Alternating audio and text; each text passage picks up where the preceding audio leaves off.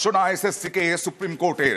কেন অযোগ্যদের তালিকা প্রকাশ হচ্ছে না? প্রশ্ন সুপ্রিম কোর্টের। অযোগ্যদের তালিকা 7 দিনের মধ্যে প্রকাশের নির্দেশ সুপ্রিম কোর্টের। আজকে সুপ্রিম কোর্টে একেবারে ভর্ৎসনার মুখে পড়ে এসএসসি এবং এই নিয়োগ দুর্নীতিতে অযোগ্যদের তালিকা তৈরি হয়নি কেন বাইরে প্রকাশ করা হয়নি তা জানতে চায় বিচারপতি সতীশ চন্দ্র, বিচারপতি সঞ্জয় কুমার।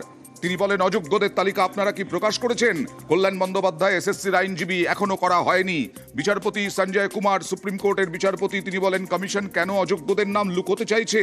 কল্যাণ বন্দ্যোপাধ্যায় এসএসসির আইনজীবী, তিনি বলেন, আদালত যদি চায় 7 দিনের মধ্যে আমরা নামের তালিকা প্রকাশ করে দেব, তাহলে 7 দিনের মধ্যেই নামের তালিকা প্রকাশ করুন। নতুন যে নিয়োগ প্রক্রিয়া চলছে তার উপর প্রতি মুহূর্তে নজর রাখছে সুপ্রিম কোর্ট। যদি কোনো রকম গলদ হয় সঙ্গে সঙ্গে হস্তক্ষেপ করবে শীর্ষ আদালত। আরও বলেছেন বিচারপতি, এই অযোগ্যরা বহু মানুষের জীবন নষ্ট করেছে। অযোগ্যদের নিয়োগের নেপথ্যে ছিল কমিশন।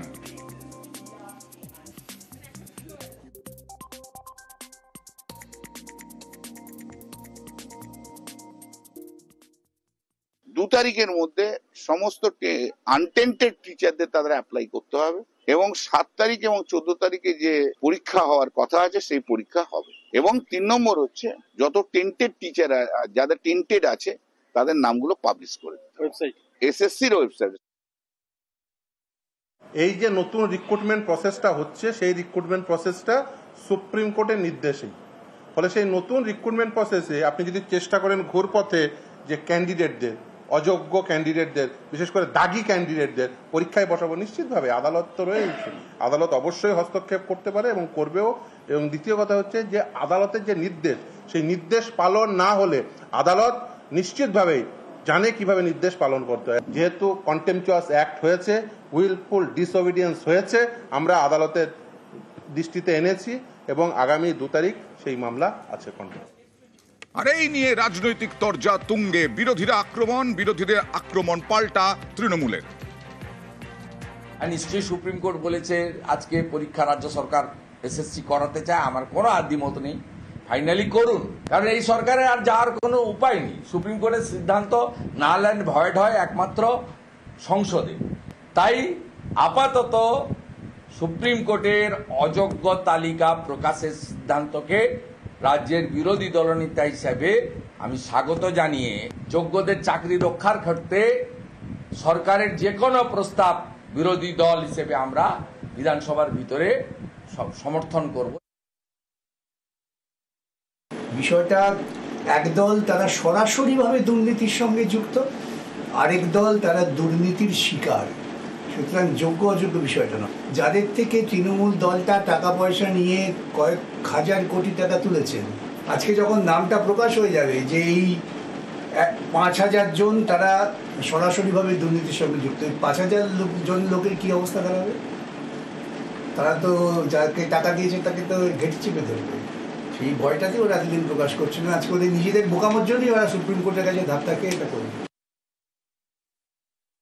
সুপ্রিম কোর্ট কিন্তু সিবিআই যারা তদন্ত করলো এর আগে, যারা এই টেন্টেড আনটেন্টেড ইত্যাদি র্যাঙ্ক জাম্প নামই নেই এইসব কথা অনেক বলেছিল, তাদের কিন্তু বলছে না যে তোমরা এতদিন তদন্ত করলে এটা তুমি বার করে দাও না যে কারা টেন্টেড কারা নট টেন্টেড। এসএসসির কাছে তথ্য থাকলে এসএসসির উচিত সেইটা বার করে দেওয়া। যদি অন্য কোনো কারণে এসএসসি অপারগ হয় তাহলেও সেটা পরিষ্কার করে সুপ্রিম কোর্টকে বলতে হবে। তবে থিওরিটিক্যালি আমি একটা কথা বলি, সামনের পরীক্ষাটা স্বচ্ছতার সঙ্গে এবং দ্রুততার সঙ্গে হওয়া প্রয়োজন, যার জন্য মমতা বন্দ্যোপাধ্যায়ের সরকার বদ্ধপরিকর। আর তৃণমূলের ছাত্র পরিষদের সমাবেশ থেকে আজকে এই মামলা নিয়ে তোপ দাগলেন তৃণমূল নেত্রী মমতা বন্দ্যোপাধ্যায়। রেজাল্ট, নিয়োগ, এই সমস্ত নিয়ে আটকাতে মামলার অভিযোগ। তৃণমূল ছাত্র পরিষদের সমাবেশ থেকে নিশানা বিরোধীদের মমতা বন্দ্যোপাধ্যায়ের। যারা বড় বড় ছাত্রছাত্রীদের নিয়ে কথা বলেন আর রোজ কোর্টে গিয়ে নিয়োগে বাধা দেয়, ভর্তিতে বাধা দেয়, আমি দুঃখিত। জয়েন্ট এন্ট্রেন্স পরীক্ষার রেজাল্ট বেরোতে একটু দেরি হয়েছে, এর জন্য আমাদের দোষ নেই। যারা কোর্টে কেস করে তারা একসঙ্গে কেস করে আবার এসে আমাদের নামে নিন্দা করে, এরা 2 নম্বরই। একদিকে ছাত্রছাত্রীদের রেজাল্ট আটকায় আর অন্যদিকে গিয়ে বলে কল্যাণকে তৃণমূল ছাত্র পরিষদ জবাব দাও। আমি বলি তোরা আগে জবাব দে, তোরা কেন কোথায় কোথায় এসো রাজনীতিতে লড়াই করো, পলিটিক্যাল ফিল্ডে লড়াই করো। তোমরা পলিটিক্যাল ফিল্ডে লড়াই করতে পারো না, তোমরা ব্যাকডোরের লড়াই করো।